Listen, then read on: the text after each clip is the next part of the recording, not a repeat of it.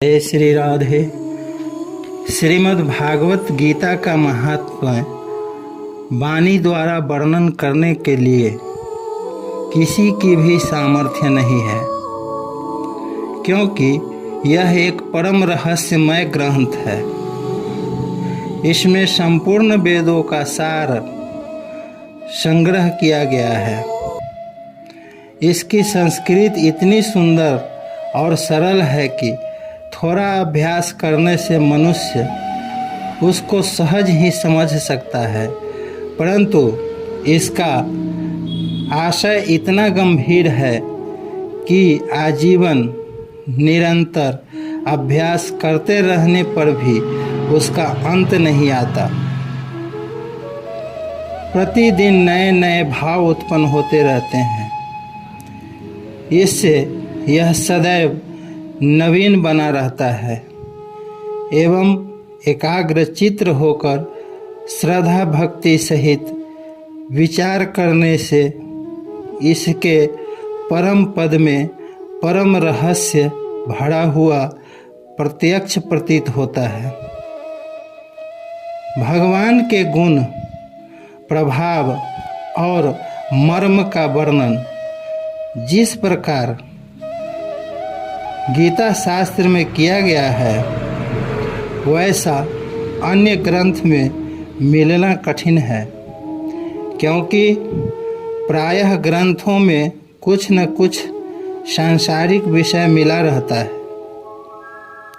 भगवान ने श्री भागवत गीता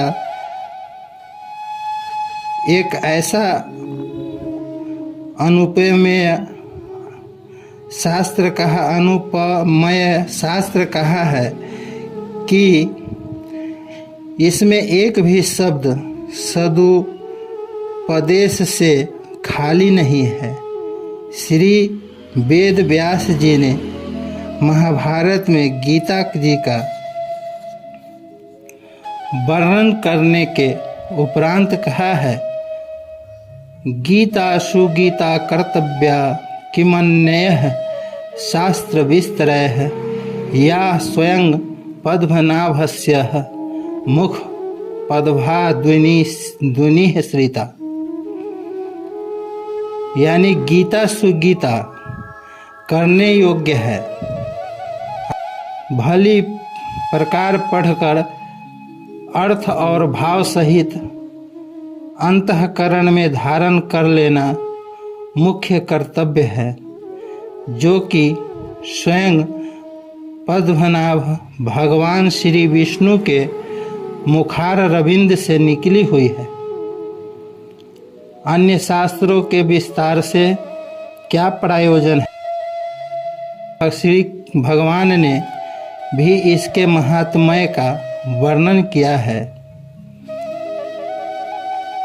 इस गीता शास्त्र में मनुष्य मात्र का अधिकार है, चाहे वह किसी भी वर्ण आश्रम में स्थित हो, परंतु भगवान में श्रद्धालु और भक्ति युक्त अवश्य होना चाहिए, क्योंकि भगवान ने अपने भक्तों में ही इसका प्रचार करने के लिए आज्ञा दी है, तथा यह भी कहा है कि स्त्री, वैश्य, शूद्र और पाप योनि भी मेरे परायण होकर परम गति को प्राप्त होते हैं।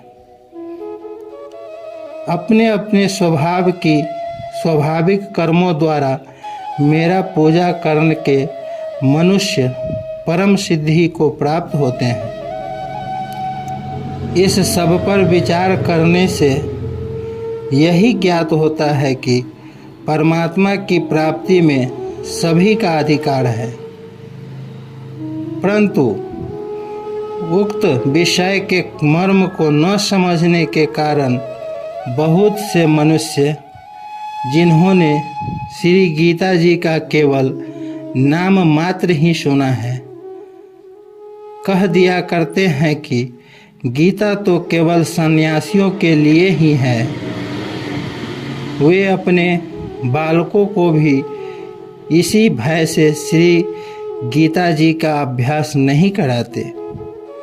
कि गीता के अज्ञान से कदाचित लड़का घर छोड़कर सन्यासी न हो जाए, किंतु विचार करना चाहिए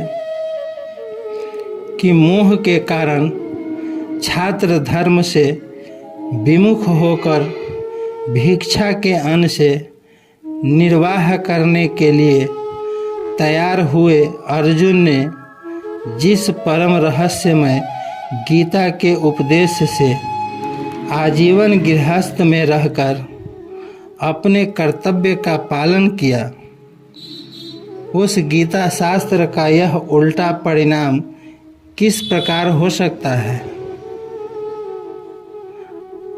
अतएव कल्याण की इच्छा वाले मनुष्य को उचित है कि मोह का त्याग कर अतिशय श्रद्धा भक्ति पूर्वक अपने बालकों को अर्थ और भाव के सहित श्री गीता जी का अध्ययन कराएं एवं स्वयं भी इसका पठन और मनन करते हुए भगवान के आज्ञा अनुसार साधन करने में तत्पर हो जाएं, क्योंकि अति दुर्लभ मनुष्य शरीर को प्राप्त होकर अपने अमूल्य समय का एक क्षण भी दुख मूलक क्षण भंगुर भोगों के भोग में नष्ट करना उचित नहीं है।